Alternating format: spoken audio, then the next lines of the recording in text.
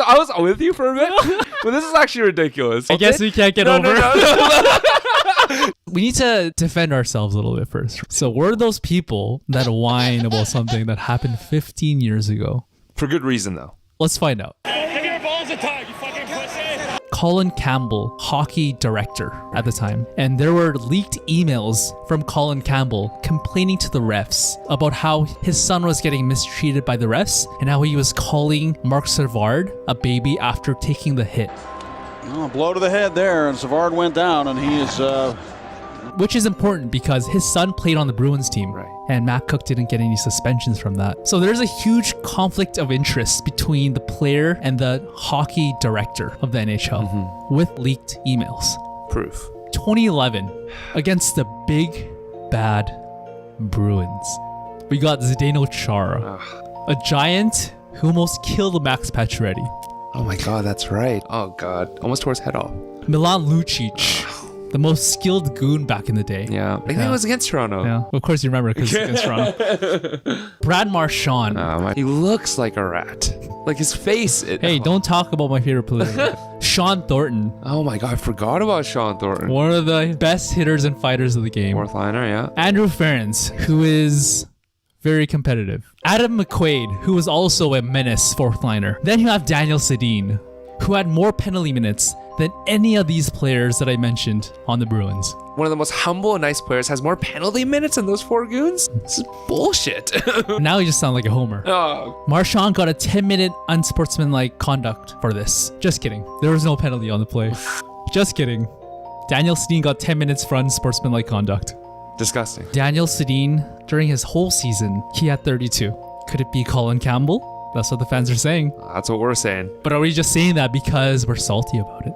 Number 2 is Aaron Rome got a 4-game suspension in the finals. And this hit, looking at it now, it's very dirty, very late. If this happened today, YouTube would go nuts. But back in 2011, it was like low-key legitimate. Like this Paul Correa hit. People love Scott Stevens for blindside hits. This play on Mark Savard, Matt Cook didn't get any suspensions. This direct elbow to the head by Pronger got a 2-game suspension in the finals. But it just so happens that the Canucks are the first and last team in NHL history for a player to receive 4 games of suspension in the finals.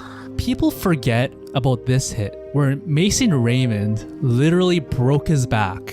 He had a fractured spine. Got folded. First, and all the pressure was coming from Boychuk in the upper body area. Couldn't even get upright.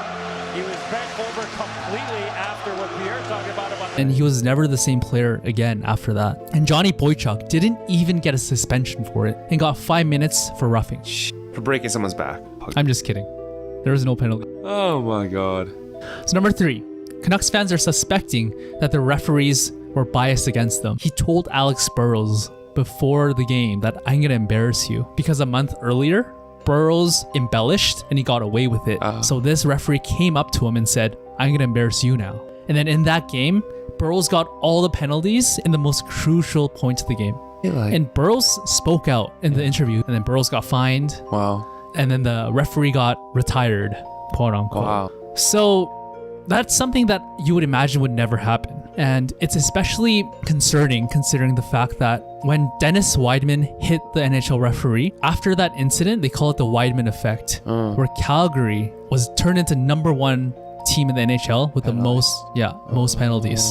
So they're just fucking little salty, petty losers. We should also mention why Canucks fans should let it go and stop whining. Please, enlighten me. We can't just be covered in our own bias because that makes us ignorant. So Colin Campbell, before the finals, he was moved to a different position. Because of the emails or because of a conflict of interest? We don't know. Oh. But the suspension that Aaron Rome got was not influenced by Campbell.